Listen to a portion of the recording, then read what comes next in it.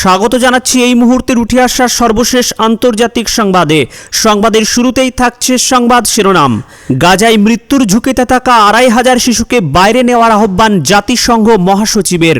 ইউক্রেনে রাতভর রুশ ড্রোন হামলা, নিহত ৯। গাজা পুনর্গঠনে ১০ থেকে ১৫ বছর লাগবে বলছে ট্রাম্পের দূত। যুক্তরাষ্ট্রে বিমান হেলিকপ্টার সংঘর্ষ, ১৮ জনের মরদেহ উদ্ধার। শুনলেন সংবাদ শিরোনাম, এখন আসছি বিস্তারিত খবরে। গাজায় মৃত্যুর ঝুঁকিতে থাকা ২৫০০ শিশুকে অবিলম্বে চিকিৎসার জন্য সরিয়ে নেওয়ার দাবি জানিয়েছেন জাতিসংঘের মহাসচিব অ্যান্তোনিও গুতেরেস। বৃহস্পতিবার ৩০শে জানুয়ারি সামাজিক যোগাযোগ মাধ্যমে থ্রেডসে দাবি জানান তিনি। খবর রাইটার্সের। গাজায় কর্মরত আমেরিকান চিকিৎসকদের সঙ্গে দেখা করার পর সামাজিক যোগাযোগ মাধ্যমে তিনি লেখেন, গাজায় ২৫০০ শিশুকে অবিলম্বে চিকিৎসার জন্য সরিয়ে নিতে হবে। তবে চিকিৎসার পর শিশুরা তাদের পরিবার ও সম্প্রদায়ের কাছে ফিরে যেতে পারবে এমন নিশ্চয়তাও থাকতে হবে। ক্যালিফোর্নিয়ার ট্রমা সার্জন ফিরোজ সিধুয়া বলেন, যাদের জরুরি চিকিৎসার প্রয়োজন তাদের মধ্যে ওই শিশুরা রয়েছেন। ফিরোজ গত বছরের মার্চ থেকে ৮ই এপ্রিল পর্যন্ত গাজায় কাজ করছিলেন। গুতেরেসের সঙ্গে সাক্ষাতের পর সিধুয়া সাংবাদিকদের বলেন, আগামী কয়েক সপ্তাহের মধ্যে ২৫০০ শিশু মৃত্যুর ঝুঁকিতে রয়েছে। কেউ কেউ ওখানেই মারা যাচ্ছে, কেউ কেউ আগামীকাল মরে যাবে, কেউ কেউ পরের দিন মারা যাবে।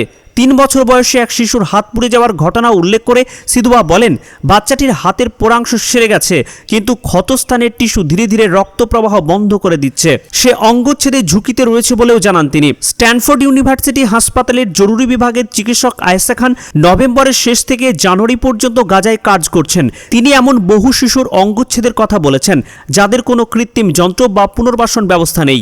আসছে পরবর্তী খবরে। ইউক্রেনের রাতভর রুশ ড্রোন হামলা, নিহত ৯।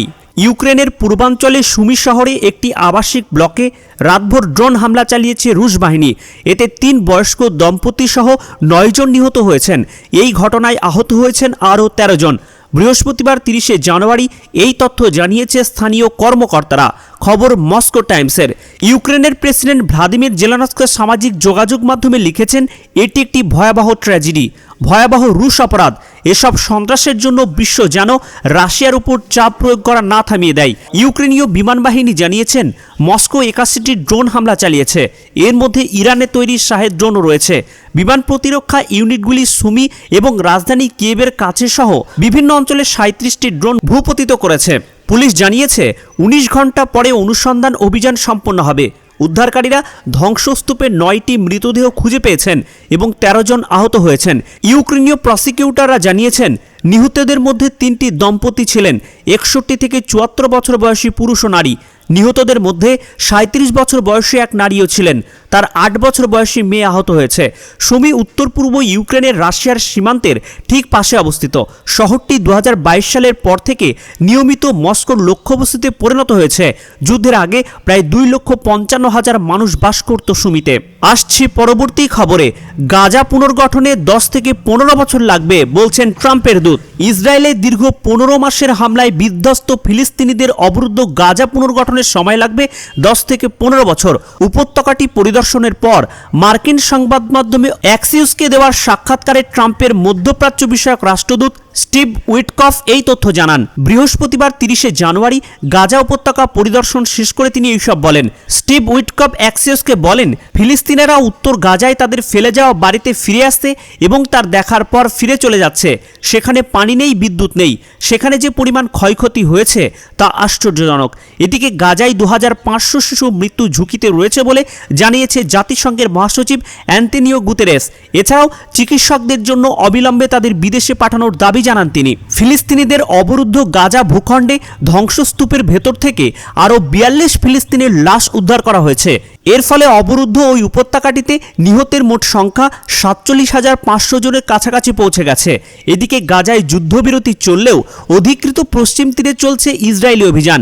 জেনিন শরণার্থী শিবির ও তুলকারেম হাসপাতালে বোমা হামলা চালিয়েছে ইসরায়েলি সামরিক বাহিনী। নিহত হয়েছেন অন্তত ২ জন।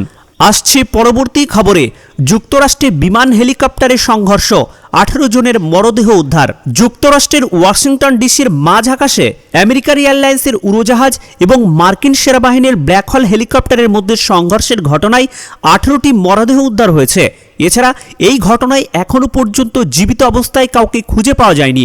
বৃহস্পতিবার একটি প্রতিবেদনে পুলিশের বরাতে এই তথ্য জানিয়েছে বিবিএস। স্থানীয় সময় মঙ্গলবার রাত 9টার দিকে রেগেন ওয়াশিংটন ন্যাশনাল এয়ারপোর্টের রানওয়ে 33-এর কাছে এই ঘটনা ঘটেছে বলে জানিয়েছে দেশটির ফেডারেল এভিয়েশন অ্যাডমিনিস্ট্রেশন। মার্কিন প্রেসিডেন্ট ডোনাল্ড ট্রাম্প জানান, যুক্তরাষ্ট্রে উড়োজাহাজ হেলিকপ্টার সংঘর্ষের ভয়াবহ দুর্ঘটনা সম্পর্কে জানানো হয়েছে। দুর্ঘটনার পর জরুরি সারাদান কর্মীদের অবিশ্বাস্য কর্মতৎপরতার জন্য তিনি তাদের ধন্যবাদ জানিয়েছেন। তিনি পরিস্থিতি পর্যবেক্ষণ করেছেন। পরিস্থিতি সম্পর্কিত আরও তথ্য পেলে পরবর্তী সময়ে তা বিস্তারিত জানাবেন তিনি। বিবিসি জানায়, মার্কিন সেনাবাহিনীর ব্ল্যাক হল হেলিকপ্টারের সঙ্গে এই সংঘর্ষ হয়েছে। ফ্লাইটটি 60টি যাত্রী এবং 4 জন কেবিন ক্রু এবং হেলিকপ্টারটি 3 সেনা সদস্য ছিলেন। বিবিএসের প্রতিবেদনে জানা যায়, বম্বার্ডিয়ার সিয়ারাজের 700 সিরিজের উড়োজাহাজটি যাত্রী নিয়ে কানসাস থেকে ওয়াশিংটনে যাচ্ছিল। এফএফএ ও ন্যাশনাল ট্রান্সপোর্টেশন সেফটি বোর্ড ঘটনার তদন্ত করছে। এছাড়া ওয়াশিংটন ডিসির জরুরি সেবা দল রিগান ন্যাশনাল এয়ারপোর্টে উপস্থিত থাকবে।